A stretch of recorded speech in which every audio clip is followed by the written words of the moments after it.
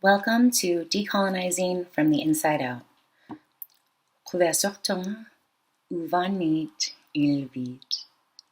I'm happy to be here with you all. I'm Aluk Edwardson, and today we're talking about decolonizing our understanding of sexuality, gender, and family. Just a little bit.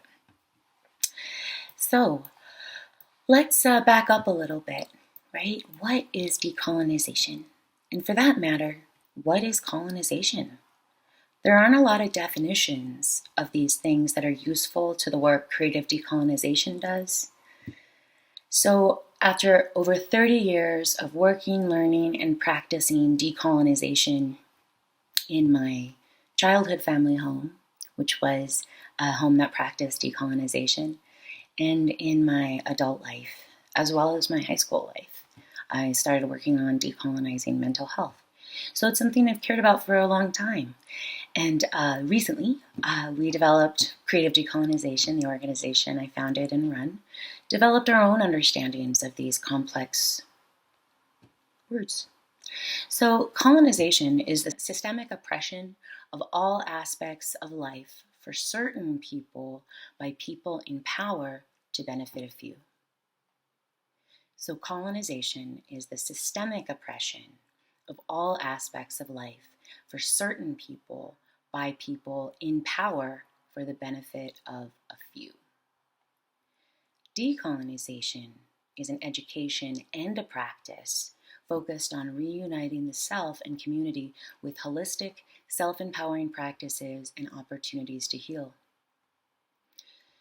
So colonization and decolonization are actually not specific to one group of people, such as white people or indigenous people.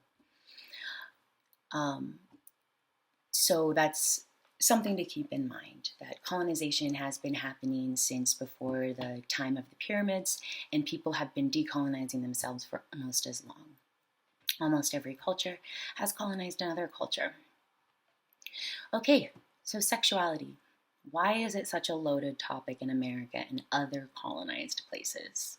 There's a lot of reasons for this. We're just going to go into some of the big picture things in America, like the abstinence-only programs that are being taught in America and, have dominated the educational scene in the United States for the past 30 years.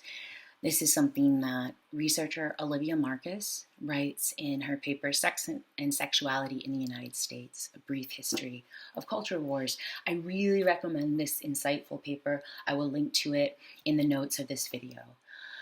So there are many issues with abstinence-only programs. One of the biggest issues I have is that it teaches one cultural understanding of sexuality, a Christian understanding.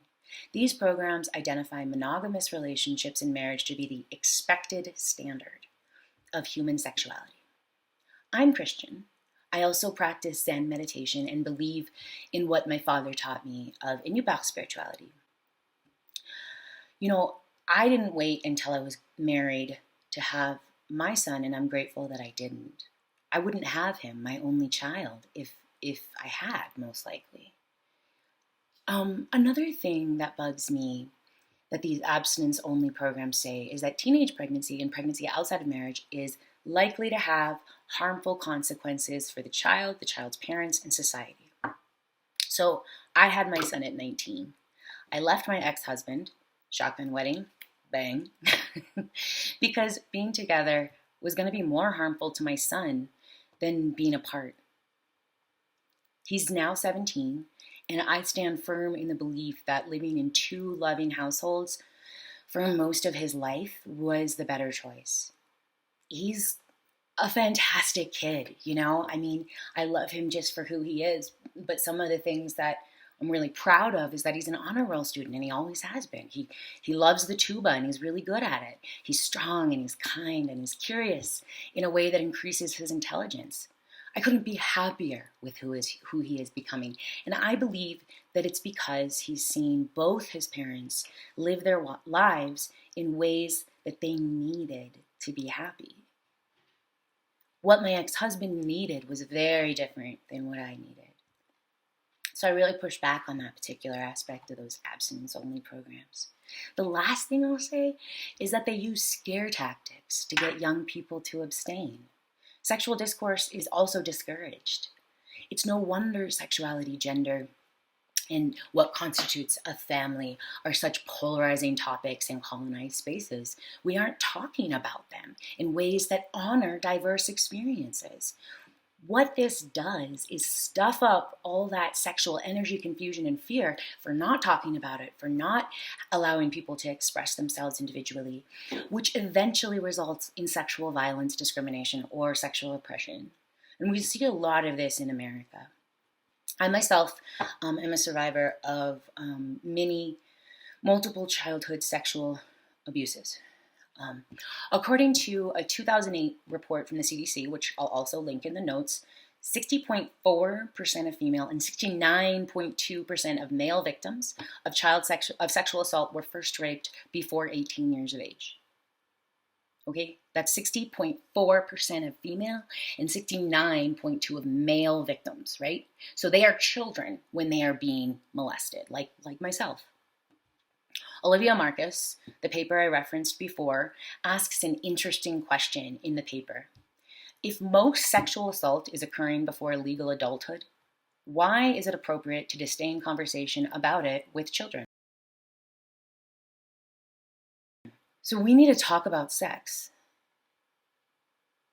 Talking about sex means talking about gender, right? Talking about how we feel sexually, right? And I'm a bisexual woman. I've loved women. As a Christian, I don't think that conflicts with my love for God and God's love for me.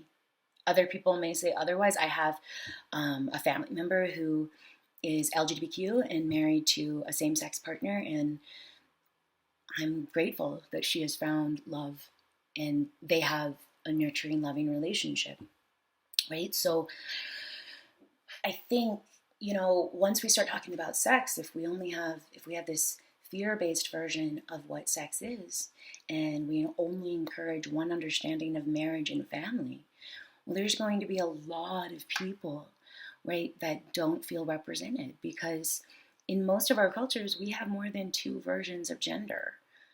It's just in, modern Christian communities that it's different. So talking about gender in a way that allows for LGBTQ people to feel included means we need to expand our understanding of marriage. It's not fair to impose one way of being anything, especially something as complex and pain-riddled as sexuality.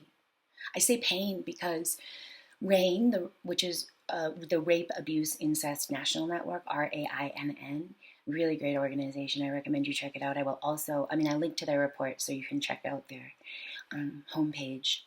So there's a report that they put out in 2009 that said that someone is sexually assaulted in America every 2 minutes. We really need to talk about this or it's going to get worse. So we're going to.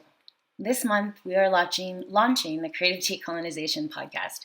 We've invited LGBTQ guests to share their thoughts on decolonizing their understandings of sexuality, gender, and relationships. Sign up for our newsletter, linked in the notes, to get these podcasts delivered to your inbox. Our next YouTube video will focus on decolonizing our understanding of cultural identity with a focus on the Black experience. We are spotlighting Pride Month, Stonewall, and Juneteenth this month in the series and the podcast.